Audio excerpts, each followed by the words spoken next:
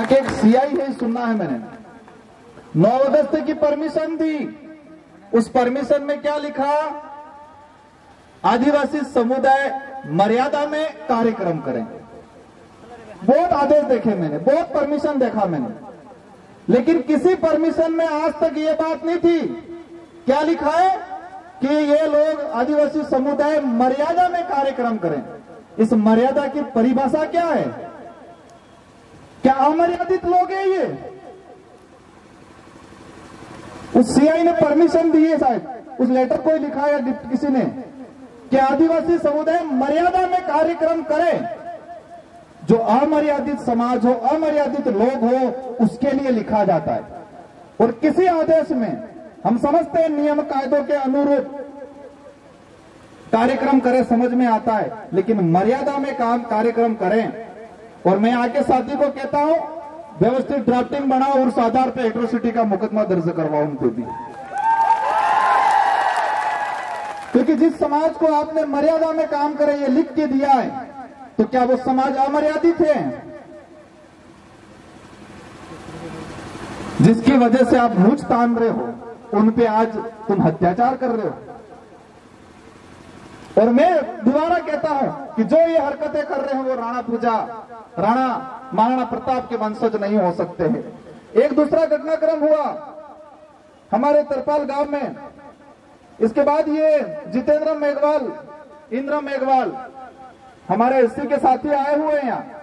देश के अंदर अभी यूसीसी समान नागरिक संहिता कानून बन रहा है, और वो समान नागरिक संहिता कानून को राज्यसभा में सबसे पहले किसने पास किया, मतलब किसने रखा? किरोड़ीलाल जी मीणा ने, उनसे रखवाया गया। इस देश के आदिवासियों को, दलितों को, एससी को इनके ही द्वारा मारो। और हवाला क्या दे रहे हैं? एससी के भाइयों को क्या बता रहे हैं कि भीमराव अंबेडकर जी ने संविधान सभा की जो डिबेट हो रही थी, और संविधान सभा की डिबेट के दौरान भीमराव अंबेडकर जी ने समान नागरिक संहिता का हवाला दिया था। यही आरएसएस के लोग एससी वाले लोगों को यह बता रहे हैं कि भीमराव अंबेडकर जी खुद चाहते थे कि यूसीसी आए, समान नागरिक संहिता कानून बने। और फिर मैंने भी संविधान सभा की डिबेट पढ़ी, और उस दौरान जब ये उस दिन 23/11/1948 को इस पे डिबेट हुई थी, इसको रखा गया था संविधान सभा जब संविधान का निर्माण हो रहा था, और इस पे दूसरे लोगों ने ये रखा था। और अंबेडकर जी ने कहा था कि जिस दिन इस देश में समानता हो जाएगी, जिस दिन इस देश में छुआछूत खत्म हो जाएगा, भेदभाव खत्म हो जाएगा, उच्च नीच खत्म हो जाएगा, उस दौरान जहां के उस समय के जो लोग होंगे, जो जनप्रतिनिधि होंगे, उस समय की जो विधायिका होगी, वो विधायिका समान नागरिक संहिता लाए। ये बोला था उन्होंने। और उन्होंने कहा था कि देश के अंदर अगर इससे पहले जब तक ये भेदभाव, जब तक ये छुआछूत रहेगा, तब तक इस तरह का कोई कानून नहीं बनेगा। क्या आज भेदभाव, छुआछूत खत्म हो गया? और नहीं हुआ तो इस तरह का कानून लाने की क्या जरूरत है? और इसी दौरान इसको हाईलाइट किया गया। सायरा बानू कांड 2016 के अंदर एक जजमेंट आया, सायरा बानू ने अपील की थी, माइनॉरिटी को भी इसमें घसीट लिया, और यहां पर किरोड़ीलाल जी के द्वारा इसको लाया गया। आदिवासी समाज इस इलाके में चलता है कि ईसाई है, वो है। आदिवासी समाज न तो ईसाई है, न हिंदू है, न बौद्ध है, न सिख है। आदिवासी समाज धर्म पूर्वी व्यवस्था वाला समाज है। ये मान लो आप दिमाग में। कई जनों को लग रहा होगा इमरती क्या विधायक, क्योंकि हम इतने कट्टर बने हुए, एक जोरदार कट्टर बने हुए। धीरे धीरे समझ में आएगा आपको। हम किसी धर्म के विरोधी नहीं है, लेकिन जो धर्म आदिवासी को, एससी को, दलित या पिछड़ा या छुआछूत करता है, उस धर्म के खिलाफ है हम लोग। आज हमारे आदिवासी समाज के अंदर क्या क्या चीजें हो रही है, देश के अंदर कैसे कैसे कानून बनाए जा रहे हैं। अभी कार्तिक बिल को लेके चल रहा है, अभी तक न्याय नहीं मिला है, क्योंकि पता है कि ये समाज चुनाव आएंगे, कुछ छोटा मोटा दे देंगे, देने के बाद ये हमारे साथ आ जाएगा। लेकिन इस बार उनको एहसास कराना है कि ये समाज जब बेवकूफ में, बहकाव में आने वाला नहीं है। ये समाज जब तुमको अक्ल सिखाएगा। और लोकतंत्र की चाबी है जो मत है, और इस चाबी को इस बार ऐसा लगाओ कि उनके ताले जंग खा जाएंगे, उनके दिमाग ठिकाने आ जाएंगे। इस बार ताले उनके जंग खा जाने चाहिए। और कई लोग कहते हैं आपको हमको कितना बेवकूफ बनाते हैं, कहते हैं नरेगा कानून ले आए। अभी राजस्थान सरकार एक कानून लाई, मृत शरीर सम्मान विधेयक, और उस कानून में यह है कि कोई भी गरीब आदमी अगर उसके परिवार के किसी लोग की हत्या हो गई है तो उसको लेके न्याय नहीं मांग सकता है। ऐसा कानून बना रहे हैं ये लोग और हमको थैली दे रहे, इधर थैली दे दे के खुश हो रहे।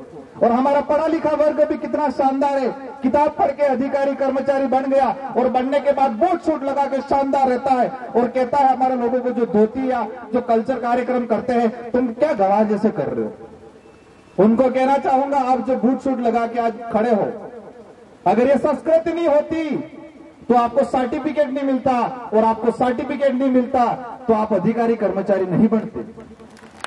और किसी भी आदमी के अंदर ये गुमार हो जो रिजर्व कैटेगरी के आदमी, रिजर्व कैटेगरी के व्यक्ति के अंदर कोई खुमार हो कि मेरे अंदर एबिलिटी है, मेरे अंदर काबिलियत है, ऐसा अगर किसी के अंदर खुमार हो तो एक भी फॉर्म कंपटीशन एग्जाम के वक्त जो भरा है उसमें अपने समाज का सर्टिफिकेट नहीं लगाया, ऐसा बता दे तो मैं मान जाऊंगा कि ये व्यक्ति है शानदार, उसके अंदर काबिलियत है। खुद की काबिलियत की बात करते हैं, लेकिन फॉर्म भरना सबसे पहले आदिवासी का सर्टिफिकेट, एससी का सर्टिफिकेट पहले लगाते हैं, छात्रवृत्ति चाहिए तब पहले लगाते हैं, और जिस सर्टिफिकेट का लगा के अधिकारी कर्मचारी बनते हैं और वहां बनने के बाद उसी संस्कृति को, उसी परंपरा को वो नीचा समझने लगते हैं और बाजार से पंडित जी को लाके पूजा पाठ कराने लगते हैं। आज हमको एसटी का जो सर्टिफिकेट मिल रहा है, क्या मोरवा है आज कपाड़ियाम लकेलो है तो आदिवासी है, किसी के लिखा हुआ है क्या? डॉक्यूमेंट वेरिफिकेशन होते क्या तब उगड़ो करीम जोए हुए ना वहां है क्या मोरवा है या कपाड़ियाम के लकेलो है। उसके कल्चर के आधार पे, संस्कृति के आधार पे, हमारी बोली के आधार पे, उसके आधार पे हमको मिला हुआ है।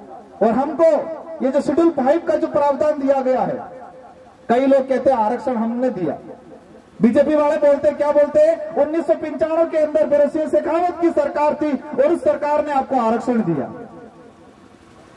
ये शेड्यूल 5 का जो प्रावधान है 1935 के अधिनियम से प्रक्रिया चली थी और 1975 के अधिनियम, आजादी से पहले हमारे पूर्वजों ने अंग्रेजों से लड़ झगड़ के इस प्रावधान को, शेड्यूल 5 के प्रावधान को लिया गया है। उन्होंने भीख में नहीं दिया हमको। 1995 के अंदर एक सुप्रीम कोर्ट का जजमेंट आया था, असम का कोई परिवार गया था और उस जजमेंट के आधार पर सुप्रीम कोर्ट ने बॉन्ड किया कि सभी राज्यों के अंदर शेड्यूल 5 के प्रावधान लागू होने चाहिए। और उस समय हमारे जो कुछ ये तो इस इलाके के अंदर सरपंच जो दूसरे लोग बनते थे, विधायक दूसरे लोग बनते थे, और उस समय से 100% रिजर्वेशन शासन के अंदर लागू हुआ। 100% रिजर्वेशन। कई बार हम बोलते हैं 100% रिजर्वेशन, कई लोग हंसते हैं, उनको पता नहीं है 100% रिजर्वेशन शासन में लागू है। या शेड्यूल एरिया के अंदर सभी सरपंच आदिवासी बनते हैं, इस बात को समझना है। और मैं आज के आगे कहना चाहूंगा, ये कालकी बाई को जो मारने में जो सहयोगी थे, और उस सरकार को भी हम अवगत कराना चाहेंगे कि इस मामले को आपने दबा दिया। कन्हैयालाल के परिवार को एक 50-50 लाख रुपए दिए, 2 नौकरियां दी, और यहां पर अभी तक एट्रोसिटी के तहत जो प्रावधान है पैसों का, सहयोग का, वो भी नहीं दिया गया। और आने वाले समय में आज हम जो आए हैं आपके बुलाने पे आए हैं, लेकिन आज इस चीज को अच्छे से समझेंगे और हमारी जो मांगे हैं, अगर वो सरकार नहीं मांगेगी, इस परिवार को सरकारी नौकरी नहीं देगी, इस परिवार को आर्थिक सहायता नहीं देगी, और इस जो कालकी बाई को मारने में जो सहयोगी लोग थे उनको अगर गिरफ्तार नहीं करेगी तो उदयपुर संभाग में बड़ा आंदोलन होगा, पूरे उदयपुर संभाग में। और आप सबको ये बात आज गांठ बांध के जानी है और अपने सॉफ्टवेयर में एक साइट कहीं सेव कर देना है परमानेंट के लिए। और जब भी आह्वान होगा, हर गांव से, हर परिवार से आना है। हमारे समाज को कभी दुख होता है, इतना मजबूर कर दिया, इतना कमजोर कर दिया है कि 2 वक्त की रोटी भी नसीब